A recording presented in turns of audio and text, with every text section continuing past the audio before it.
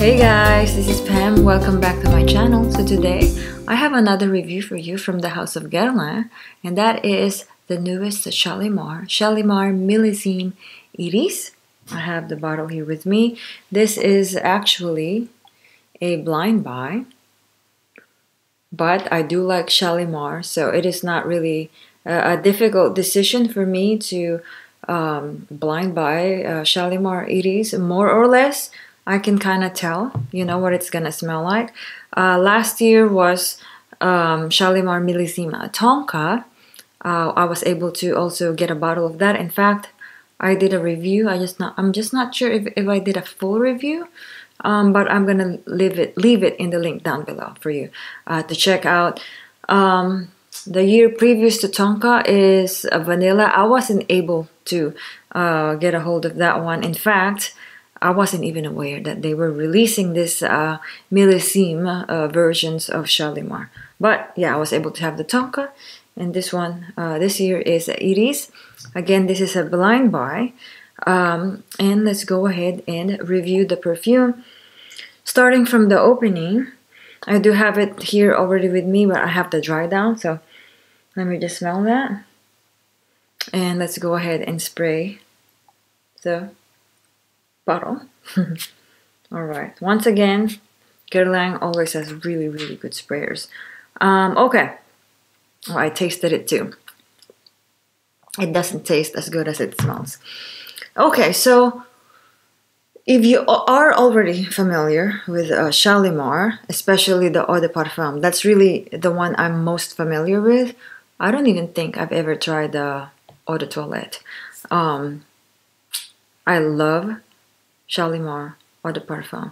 Okay, so for you guys who don't know what Shalimar smells like, I'm just gonna give you a quick description. It's basically an oriental vanilla, very balsamic, a little powdery. You just really have to test it, but that's basically the gist of Shalimar, which, you know, if I just tell you that it's oriental, spicy, balsamic, powdery, I mean, a lot of perfumes have that description, but yeah, just test it out. Okay, so if you are already familiar with Shalimar, add iris on top of that. Try to think about that, imagine that. Then that's basically what you think it's gonna be. It's basically what you're gonna get. Okay, not in a bad way, in a good way actually. I think this is a very good release, especially if you love iris, or also especially if you don't love iris so much. And I'm gonna tell you that because iris on this particular one, it's a lot on the opening for sure. When you spray it, it remains there. So for those of you who love iris, then you definitely will get iris. But at the same time, it's not so strong. It's not so overpowering that if you don't like iris, it's like, oh, this is an iris perfume. It is. I would say 50-50. Okay, it's 50% Shalimar for sure, and 50% iris. So the way I would describe this one. Okay, so I'm sensing a lot of iris. Okay, because if you already know what Shalimar smells like, when you add iris to that, then you pick it up. You pick up that iris because you already know the baseline. Okay, which is Shalimar. Which actually, to me, when you smell this perfume, especially when you smell it up close, okay, from the opening, you get a lot of iris. The Shalimar essence, the Shalimarness is in the background. Okay, you have to look for it in the opening and in the mid. You have to look for Shalimar. Where's Shalimar there? Because I'm getting a lot of like a vanillic, a little bit of sugary iris, but it's not super sweet. Okay, it is not super sweet. It is sweet, but not super sweet. Not as sweet as the Tonka Shalimar. Okay, so in the opening you get a lot of the iris. Shalimar is in the background, you gotta look for it, same as the mid. Now in the dry down, it's much softer, of course. You still get iris, But I would say if it's kind of like when you're eating like a layer cake, or if you think about of a layered cake. So the iris would be like the first layer. It's there, you see it, you taste it. But if you put your spoon or your knife slicing through that cake, you will get to the Shalimar. You will get to the Shalimar DNA, the Shalimar essence. Even when you put it in your mouth, you taste the top layer, which is iris, and you taste Shalimar, which is in the bottom. Okay, it's in the bottom, but it's still a big piece. Okay, now the iris on the top layer, it is of a thin layer, but it's there. You taste it. Okay, you definitely taste it. In fact, you can even kind of what do you call that? Pinpoint which is which. It's kind of like, let's say the first layer is the icing, which is or the mousse. Okay, let's say the first layer is the mousse, which is the iris, and Shalimar is the actual bread of the cake. So when you put it in your mouth, you taste the texture. You can pinpoint on your tongue and in your mouth the mousse texture, right? And the cake. But together they blend really well. I think this is a very well done perfume, very classy. It's soft,